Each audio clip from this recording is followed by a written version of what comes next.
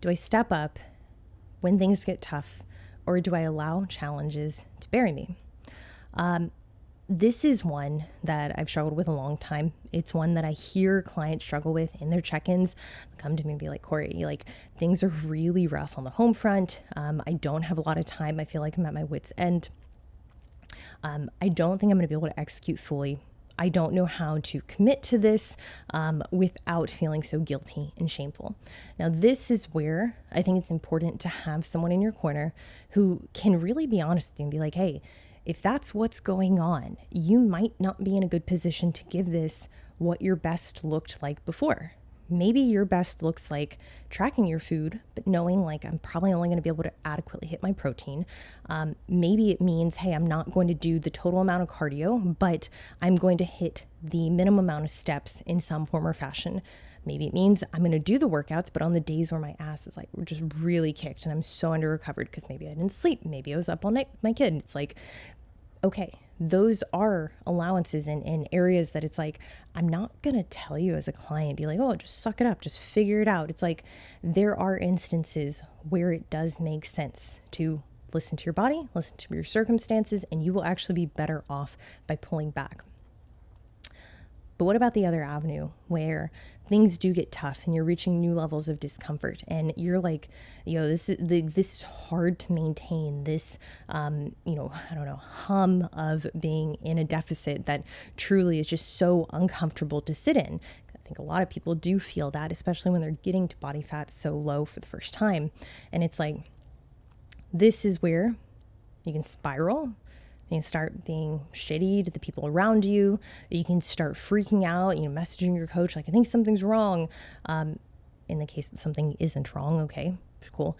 But really, with some of that dietary discomfort, the annoyance, the irritability, the being hungry, you have to ask yourself, like, what can I do right now to self-soothe and get through this? And this tool, this ability to recognize what you're feeling, not avoid it, but recognize it and be like, okay, I don't like this. I hope this ends soon. But the only way that I will move past this feeling is by experiencing it. That has been key. Not trying to avoid the hunger, not trying to run from the hunger, not freaking out and being like, I must go eat a bunch of, shit food right now. It's like, you might just be hungry and you might have to sit in this a little bit depending on what the goal is and how hungry you are and why you're sitting in it. But all this to say, it's like, a certain level of discomfort, especially when you're getting to low body fats for the first time, that is expected. It's not an indication that something's wrong. It can just be shitty and uncomfortable and annoying, but telling yourself that it's shitty, uncomfortable, and annoying, telling yourself that you're gonna have a bad workout, telling yourself that you're gonna be, impatient, your partner's gonna go home, you're gonna be shitty to them because they didn't get the right, Greek yogurt you wanted or whatever. It's like all of these things are within your control. And that's what you have to root back to, is like the things that are in your control. Not necessarily your thoughts, but your opinions. Your opinions and your thoughts can be pretty fucked up. They can be pretty fleeting. So being able to differentiate between thoughts you actually believe and you give credence to, and being able to recognize thoughts that you're like, that's insane. I'm not going to act on. I don't even know where that came from. Like that in some facet is what you're probably signing up for. If you're trying to get stage lean, if you're trying to do that for the first time, you don't know what that's like. For most people, it is going to make you feel unreasonably uncomfortable. And I think being able to hone in on, okay, my opinions, I do have control of this. So my perception of these thoughts and what I decide to do with them, that's on me. And then your actions too.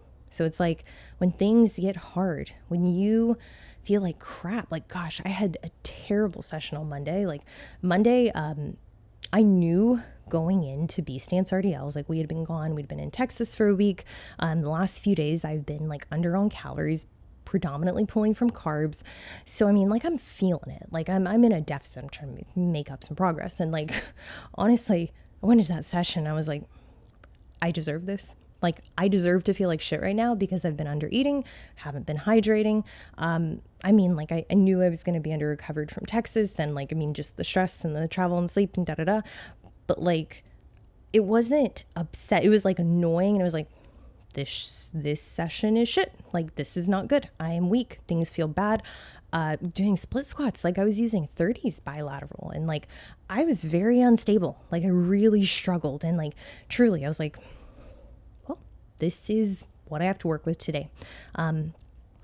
It wasn't a good session, but the whole time I was like, I have the ability to sulk and to have a pity party and to whine about it and to ruin Jordan's workout too. I was like, I can laugh about it because frankly, I'm like, I'm the one who underate the carbs. Like I'm the one who didn't drink the water, who didn't take the creatine. Like there's a lot of things that I absolutely played as critical role in getting here.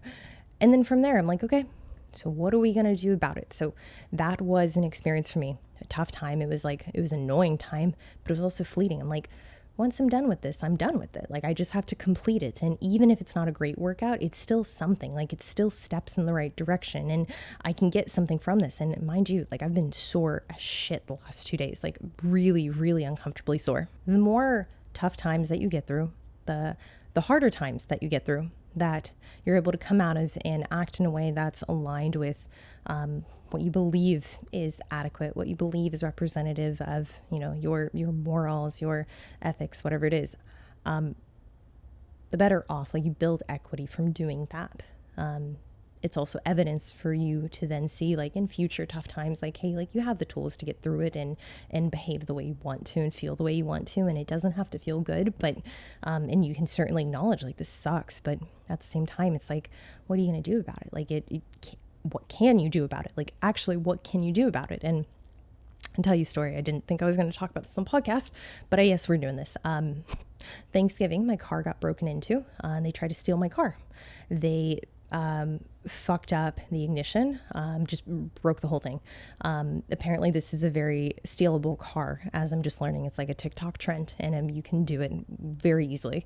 So that day I was also going through my own things with like, I don't know, personal health issues. And I was like, okay, like I already felt like shit. I was already on like a come down from some antibiotics. I'm like, well, okay, this sucks. And then I found out that someone actually saw my car getting broken into, and they called the cops and weren't really like pushy about them coming. And I was like, are you fucking kidding me? Like, so this would have been like avoidable. This could have been like solved that night, or at least the kids like would have gotten caught, which would have made me feel better, which, anyways, neither here nor there. I remember Thanksgiving, like Jordan, he felt so bad. He's like, oh, I'm so sorry. Like we have to deal with this. We're having a great day before that. And the fact is, I was like, okay, like we just have to solve this. We have to figure out how it won't get stolen now, because it's fully paid off. It's got 90,000 miles. Like I don't want to have to sell this car, but like realistically, it's probably going to get broken into again. So, I mean, like, well, this sucks. And like, this isn't the news I wanted to get today.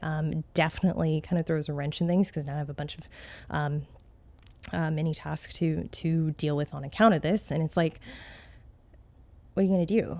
Like being upset, like ruining our Thanksgiving, that doesn't really solve it. And frankly, it's like, it's already done. Like the damage is done. And being upset about it, or continuing to be upset, or being nervous about it at night, it's like there are preventative measures that, I've taken to make myself feel like, okay, this is at least at a point where I can feel like I've done what I need to do to, protect my property. But at the same time, like these things happen. And like at the time I had a trip to Texas planned. I needed to go into town to take care of my nephews as my sister welcomed her new child into the world. So it was like, I didn't really have a lot of bandwidth to kind of process what was going on, but I was like, okay, well, what's done is done. At this point, I can't really, like, being upset isn't going to change it. I can be mad about it, but I just got to do what you can do, which sometimes that's all there is.